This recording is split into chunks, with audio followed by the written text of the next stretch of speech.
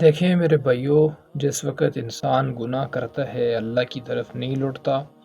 تو پھر اللہ رب العزت اس پر سختی کرتے ہیں، آزمائش مصیبت ڈالتے ہیں۔ لیکن کچھ لوگ ایسے ہوتے ہیں کہ جب ان کے اوپر آزمائش مصیبت آتی ہے، سختی آتی ہے، تو اس وقت بھی وہ عاجزی کا رویہ اختیار نہیں کرتے، اس وقت بھی وہ اللہ تعالیٰ کی طرف نہیں لوٹتے ہیں، وہ اللہ تعالیٰ کی ہی دشمن بن جاتے ہیں۔ ان کے جو دل ہیں وہ اور زیادہ سخت ہو جاتے ہیں،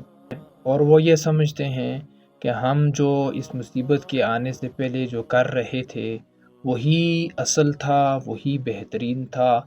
ہم پر مصیبت اللہ نے کیوں بھیجی، اللہ نے سختی کیوں بھیجی ہے؟ حالانکہ یہ شیطان نے انہیں بتایا ہوتا ہے، شیطان نے انہیں گائیڈ کیا ہوتا ہے کہ وہی تمہارے لیے بہتر تھا، وہی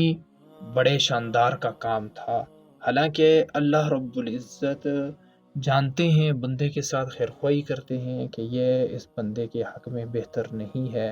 اس کو یہ برباد کر دے گا، تباہ کر دے گا، تو اس وجہ سے اس کام سے اللہ رب العزت اس کی جان چھڑاتے ہیں، بجائے اس کے کہ بندہ حقیقت کو سمجھے اور بندہ اللہ رب العزت کا شکریہ ادا کرے، وہ اللہ رب العزت کا اور زیادہ نافرمان بن جاتا ہے، اور زیادہ وہ تباہ ہو جاتا ہے، اپنے آپ کو برباد کر لیتا ہے۔ تو اس وجہ سے جب مشقت آئے تو پھر کیا کرنا چاہیے؟ پھر اللہ رب العزت کو بہت خوب رج رج کر گڑ گڑا کر اللہ رب العزت کے سامنے دعائیں کرنی چاہیے، اور جب خوشی ہو پھر کیا کرنا چاہیے؟ پھر بھی اللہ رب العزت سے خوب گڑ گڑا کر دعائیں کرنی چاہیے، اللہ رب العزت کی نافرمانی نہیں کرنی چاہیے،